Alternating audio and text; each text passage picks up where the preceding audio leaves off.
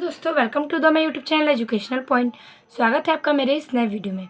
आज मैं लेके आई हूँ लेक्चर 5 का टॉपिक, जो कि ठोस अवस्था से क्लास 12 की केमिस्ट्री की लास्ट टॉपिक है। तो लेक्चर 5 में मैं जितने भी हेडिंग बचे हैं वो सारे एक्सप्लेन कर दूंगी। आई होप आपको पिछले सारे वीडियो पसंद आए होंगे। तो इस वीडियो में हमें क्या पढ़ना है, तो विद्युत कुचालक। तो विद्युत कुचालक से हम स्टार्ट करते हैं और आज हम चैप्टर को ख़त्म करेंगे। तो विद्युत कुचालक किसे कहते हैं, आइए जानते हैं। इनमें संयोजकता बैंड एवं चालकता बैंड के मध्य का ऊर्जा अंतर बहुत अधिक होता है। इनके इलेक्ट्रॉन वर्जित क्षेत्र को पार नहीं कर सकते हैं। तो इसके कहने का तात्पर्य है कि इसकी जो संयोजकता होती है वो बैंड, मतलब कि इसमें दो संयोजकता बैंड मिले हैं। एक होता है संयोजकता बैंड एवं चालकता बैंड, और इन दोनों के मध्य का जो अंतर होता है वो बहुत ही अधिक होता है। इनके इलेक्ट्रॉन वर्जित क्षेत्र को पार नहीं कर सकते, यानी कि इसका जो इलेक्ट्रॉन है वो बाहरी क्षेत्र में नहीं जा सकता या फिर वो पार नहीं कर सकता। उसी को हम विद्युत कुचालक कहते हैं। तो एक एग्जाम्पल के तौर पे आप देख सकते हैं, जैसे कि कोई चालक है और कोई अर्धचालक है। इन दोनों के मध्य में जो बनता है वो संयोजी बैंड होता है। तो ये तो चालक हो गया और ये कुचालक। तो इसके बीच का जो अंतर है, ये तो चालक यानी सटा है, और इसके बीच का जो अंतर है वो delta E is greater than 3eV, और यहाँ पे इसका जो अंतर है वो होगा delta E is less than 3eV, यानी कि इलेक्ट्रॉन। तो ये कुचालक होते हैं। तो यहाँ से कुचालक प्राप्त होता है, लेकिन वो चालक और अर्धचालक के बीच संयोजी बैंड के आधार पर कुचालक प्राप्त होते हैं। तो इसी को हम विद्युत कुचालक कहते हैं। अगला हेडिंग है हमारा चुंबकीय गुण। तो चुंबकीय गुण क्या होता है, आइए जानते हैं। विभिन्न प्रकार के पदार्थ चुंबकीय क्षेत्र में विभिन्न प्रकार का व्यवहार प्रदर्शित करते हैं। चुंबकीय क्षेत्र में व्यवहार के आधार पर पदार्थ को निम्न श्रेणियों में विभाजित किया जा सकता है। तो देखिए, इसका जो विभिन्न प्रकार के पदार्थ होते हैं उस क्षेत्र में, यानी कि विभिन्न प्रकार के जो चुंबकीय पदार्थ हैं, तो इसमें जो चुंबकीय क्षेत्र का विभिन्न प्रकार है और उस प्रकार में जो व्यवहार प्रदर्शित करता है वो चुंबकीय क्षेत्र में व्यवहार के आधार पर पदार्थों को निम्न श्रेणियों में विभाजित किया जाता है। तो मतलब व्यवहार के हिसाब से ये पदार्थों को श्रेणियों में विभाजित करेगा, यानी कि किसी की भी डिसिप्लिन जो होता है उसको देखने के बाद ही वो डिसाइड करते हैं कि वो किस टाइप के होते हैं। तो उसी हिसाब से इसका जो पदार्थ का निम्न श्रेणियां हैं वो विभाजित किया जाता है। तो चुंबकीय क्षेत्र का व्यवहार देखते हुए उसी को हम चुंबकीय गुण कहते हैं। तो उसका जो पहला व्यवहार है चुंबकीय गुण का वो होगा प्रतिचुंबकीय पदार्थ। तो प्रतिचुंबकीय पदार्थ क्या है, आइए देखते हैं। वे पदार्थ जो चुंबकीय क्षेत्रों द्वारा दुर्बल रूप से प्रतिकर्षित होता है प्रति चुंबकीय पदार्थ कहलाते हैं। यानी कि कोई पदार्थ है और उसका जो चुंबकीय क्षेत्र है वो दुर्बल रूप से प्रतिकर्षित करता है, यानी कि वो दुर्बल तरीके से एक दूसरे को प्रतिकर्षित करता है, और प्रतिकर्षित चुंबकीय पदार्थ ये कहलाते हैं। इस पदार्थ में उपस्थित सभी इलेक्ट्रॉन युग्मित होते हैं, यानी कि इसका जो इलेक्ट्रॉन है वो युग्मित होता है, यानी कि प्रतिचुंबकीय पदार्थ का इलेक्ट्रॉन युग्मित होता है।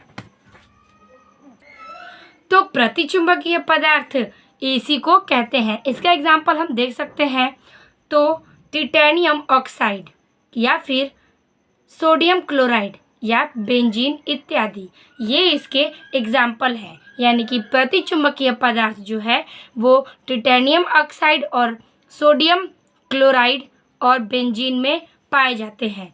तो आप सबसे इजी डिफिनीशन था कि वे पदार्थ जो चुंबकीय क्षेत्र द्वारा दुर्बल रूप से प्रतिकर्षित करते हैं। आप सबसे याद रखिएगा इजी में कि दुर्बल रूप से ये एक दूसरे को प्रतिकर्षित करते हैं, और इसमें जो उपस्थित इलेक्ट्रॉन होते हैं वो युग्मित होते हैं। अगला हेडिंग है हमारा अनुचुंबकीय पदार्थ। तो अनुचुंबकीय पदार्थ क्या है, आइए देखते हैं।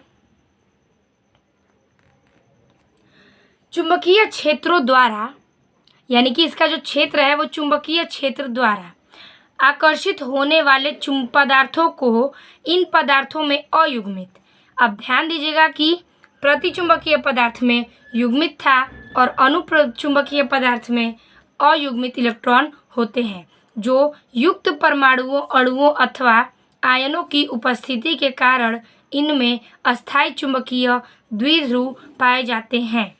इससे एक चुंबकीय आघूर्ण की उत्पत्ति होती है और पदार्थ की एक अस्थायी चुंबकीय द्विध्रुव की भांति व्यवहार करने लगता है। तो चुंबकीय क्षेत्र द्वारा जो आकर्षण होगा और पदार्थों में जो इलेक्ट्रॉन होगा वो अयुग्मित होगा, उसे ही हम अनुचुंबकीय पदार्थ कह सकते हैं। और इसके जो अथवा में है वो आयनों की उपस्थिति के कारण इनमें अस्थायी चुंबक द्विध्रुव पाए जाते हैं, यानी कि इसमें अस्थायी चुंबक भी पाया जाता है। इससे एक चुंबकीय आघूर्ण की उत्पत्ति होती है और पदार्थ एक अस्थायी चुंबकीय द्विध्रुव की भांति व्यवहार करने लगता है। तो ये जो व्यवहार करता है वो चुंबकीय द्विध्रुव के भांति करता है। तो अनुचुंबकीय पदार्थ में ये भी होगा। एग्जाम्पल देख लेते हैं। तो ऑक्सीजन, कॉपर, आयरन etc। तो ये सब अनुचुंबकीय पदार्थ के उदाहरण हैं। अगला हेडिंग है हमारा लौह चुंबकीय पदार्थ किसे कहते हैं। आइए देखते हैं। जो पदार्थ चुंबकीय क्षेत्र द्वारा प्रबल रूप से आकर्षित किए जाते हैं, यानी कि इसमें प्रबल रूप से आकर्षित करेगा, उसे ही हम लौह चुंबकीय पदार्थ कहते हैं। तथा जो चुंबकीय क्षेत्र की अनुपस्थिति, इसमें अनुपस्थिति होगी, में भी अस्थायी चुंबकत्व प्रदर्शित करते हैं, लौह चुंबकीय पदार्थ कहलाते हैं। तो देखिए, इसका जो पदार्थ है वो प्रबल रूप से आकर्षित करेगा तथा जो चुंबकीय क्षेत्र की अनुपस्थिति होगी उसमें अस्थायी चुंबकत्व भी प्रदर्शित करेगा, यानी कि अनुपस्थिति में ही वो अस्थायी चुंबकत्व प्रदर्शित करेगा, जिसे हम लौह चुंबकीय पदार्थ कहते हैं। एग्जाम्पल में आयरन, कोबाल्ट, निकिल एक्सेट्रा। तो लौह चुंबकीय पदार्थ हम इसे ही कहते हैं। हमारा चौथा और लास्ट हेडिंग है इसका। तो चौथा हेडिंग है प्रतिलौह चुंबकीय पदार्थ। तो प्रतिलौह चुंबकीय पदार्थ हम किसे कहते हैं, देखते हैं। इन ठोसों की संरचना लौह चुंबकीय क्षेत्रों के समान ही होती है। इसमें अयुग्मित इलेक्ट्रॉन होते हैं, परंतु उनके डोमेन एक दूसरे के विपरीत अविन्यासी होते हैं, जो एक दूसरे के चुंबकीय आघूर्ण के निरस्त कर देते हैं। प्रतिलौह चुंबकीय पदार्थ यानी कि ठोस पदार्थ कहलाते हैं। तो इसके कहने का तात्पर्य है कि जो ठोसों की संरचना होती है वो लौह चुंबकीय ठोसों के समान ही होती है, यानी कि जो ठोस की संरचना होगी वो एक ओर से लौह चुंबकीय ठोस के समान होती है। इसमें अयुग्मित इलेक्ट्रॉन होते हैं, परंतु उनके डोमेन एक दूसरे के विपरीत अविन्यासी होते हैं, यानी कि इसका जो डोमेन होता है वो एक दूसरे के विपरीत या फिर अविन्यासी होता है, जो एक दूसरे के चुंबकीय आघूर्ण से निरस्त कर देते हैं, यानी कि इसका जो चुंबकीय आघूर्ण होगा वो निरस्त कर देगा, उसे ही हम प्रतिलौह चुंबकीय ठोस पदार्थ कहते हैं। इसका एग्जाम्पल देख लेते हैं। तो इसका एग्जाम्पल कहता है कि जैसे कि एक तीर है तो उसके जस्ट अपोजिट होगा, फिर एक सीधे, फिर उसका अपोजिट, फिर सीधा, फिर अपोजिट। तो एग्जाम्पल के तौर पे हम देख सकते हैं जैसे कि MnO2 या फिर Mn2O3 या फिर Cr2O3 या फिर FeO या NiO, यानी कि मैग्नीज ऑक्साइड या फिर मैग्नीज ऑक्साइड, उसके बाद क्रोमियम ऑक्साइड, फिर आयरन ऑक्साइड या फिर निकिल ऑक्साइड। तो इस हिसाब से ये प्रतिलौह चुंबकीय पदार्थ के उदाहरण हैं, जो कि एक सीधी ओर प्रतिकर्षित करते हैं और उसके जस्ट अपोजिट यानी कि उल्टी ओर। तो इसके कहने का मतलब ये है कि प्रतिलौह चुंबकीय में निरस्त मतलब चुंबकीय आघूर्ण इसका निरस्त हो जाता है और ये भी ठोस पदार्थ के होते हैं, इसे ही हम प्रतिलौह चुंबकीय पदार्थ कहते हैं। अगला हेडिंग है हेडिंग है फेरी चुंबकीय पदार्थ। तो फेरी चुंबकीय पदार्थ क्या है, आइए देखते हैं। इन ठोसों की संरचना लौह चुंबकीय पदार्थों के समान ही होती है। इसकी जो संरचना है वो लौह चुंबकीय ठोसों के समान ही होगी, परंतु डोमेन का चुंबकीय आघूर्ण एक दूसरे के विपरीत परंतु असमान होता है। इसका जो चुंबकीय मतलब आघूर्ण होगा वो एक दूसरे के विपरीत तो होगा लेकिन समान भी होता है, मतलब असमान होता है। इसलिए यह लौह चुंबकीय पदार्थों की तुलना में चुंबकीय क्षेत्र द्वारा दुर्बल रूप से आकर्षित करते हैं, यानी कि होते हैं। तो ये तो विपरीत होंगे लेकिन असमान होंगे, और इसमें लौह चुंबकीय पदार्थों की तुलना चुंबकीय क्षेत्र यानी कि लौह चुंबकीय पदार्थ से चुंबकीय क्षेत्र दुर्बल रूप से आकर्षित होते हैं, और ठोसों के उस गुण को ही हम लघु लौह चुंबकीय क्षेत्र भी कहा जाता है, यानी कि फेरी चुंबकीय पदार्थ कहें या फिर लघु लौह चुंबकीय क्षेत्र। इन दोनों का इक्वेशन सेम ही है। एग्जाम्पल में देख लीजिए, जैसे कि मैग्नेटाइट तथा फेराइट Fe3O4।